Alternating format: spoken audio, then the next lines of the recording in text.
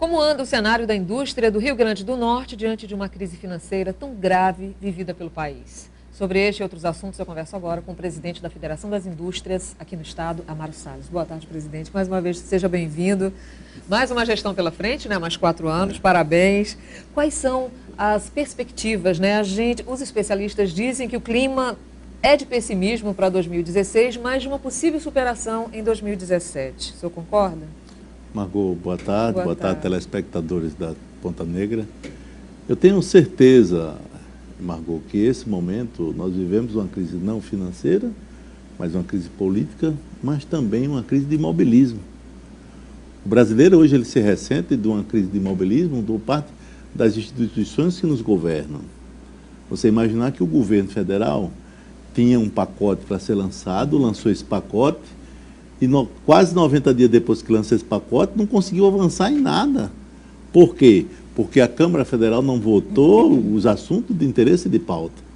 A gente teve um depoimento aqui da Eliana Catanhedo, que teve a semana passada aqui na Federação das Indústrias, nessa semana até, e ela dizia assim, o nó perfeito, o governo paralisa a Câmara paralisa o governo, e os dois paralisam o país. Então a gente fica preocupado, quem produz, quem tem obrigações, quem tem funcionários, quem tem compromissos. O Brasil tem na sua chancela econômica, 97% das empresas são micro e pequenas. Então você imagina um pequeno empresário esperando um compromisso para pagar, para ele saldar, e sua empresa vai de mal a pior porque não consegue produzir. Então, esmiúça mais o que seria o reflexo desse pacote fiscal do governo para a indústria. Eu diria assim, olha, o governo vem como um primeiro o déficit fiscal. O governo tem aí um déficit que, a princípio, era 40 bilhões, passou para 50, passou para 100. Há quem diga hoje que é 240 bilhões. Isso eu estou falando no âmbito federal. Então, você imaginar o governo diz, eu tenho que arrecadar. Então eu tenho que fazer a CPMF. CPMF ia representar 23 bilhões. Aí vai e consegue até o alcance no Sistema S, porque o governo querendo tarifar ou querendo tirar recursos do Sistema S, onde ele vai, dentro de um acordo que está sendo feito pelas confederações, em torno de 5 bilhões de reais.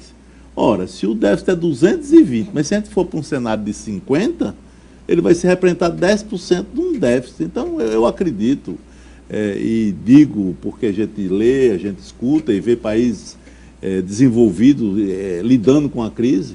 O maior exemplo que a gente tem, Margot, é com os Estados Unidos. Os Estados Unidos, em 2008, na quebra do Lehman Bank, teve uma crise imobiliária, mas das piores, e chegou a comprometer a economia do país. O país vem com recursos da ordem de 10 bilhões de dólares na época, injetando na economia, mas ele não injeta como uma forma de doação, ele empresta para que aquilo possa movimentar a economia e voltar. Nós temos aí, vou dar um exemplo, Minha Casa Minha Vida, é um programa social feito pelo governo, de injeção de recursos, aonde hoje tem várias empresas quebradas no país porque não recebeu os recursos, não recebeu o pagamento. Então, a empresa deixa de receber, deixa de pagar seus fornecedores, os fornecedores deixam de pagar seus funcionários e cria uma crise financeira das maiores. O efeito bola de neve. Cascata, o efeito cascata, exatamente. Exatamente. A gente mostrou no início dessa edição uma reportagem sobre o bom momento vivido pelas exportações. Só que mesmo assim, em alguns produtos, o camarão, que sempre foi o carro-chefe da gente, teve uma queda absurda de mais de 90% nas exportações, né? Então, esse clima de otimismo todo nesse setor de exportações, a gente pode mesmo acreditar nele? Eu diria, Margot, que para os exportadores do Estado, há um alento de $1 melhor. Você tem $1 no ano passado, $1 de 1,60, e hoje você tem $1 de 3,90, R$4. Isso é muito bom para quem exporta. Mas, em compensação, as empresas que importam, elas sofrem também no mesmo padrão na sua economia. Então, eu acredito que para as empresas exportadoras, vem a competitividade lá fora. Ela fica mais competitiva, ela fica com o seu produto e com a rentabilidade melhor. Mas, como a crise não é só Rio Grande do Norte, é uma crise do país, é uma crise que, em alguns países do mundo, ela termina a condicionante de não realização de negócios. Então, como você diz, o camarão cai 90% da sua demanda, então nós temos a demanda interna, nós temos a demanda de exportação, mas o consumo maior se torna a exportação.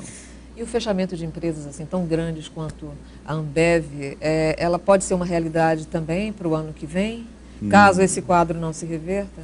Margot, eu tive reunido com o governador do Estado, o secretário de Desenvolvimento Econômico, Flávio Azevedo, que é ex-presidente da Fiern, e há uma grande preocupação nossa. Preocupação para que a gente possa reter as empresas que já estão no Estado, que são os heróis da resistência, esses que já estão dando emprego. A indústria representa 23% do PIB do Rio Grande do Norte.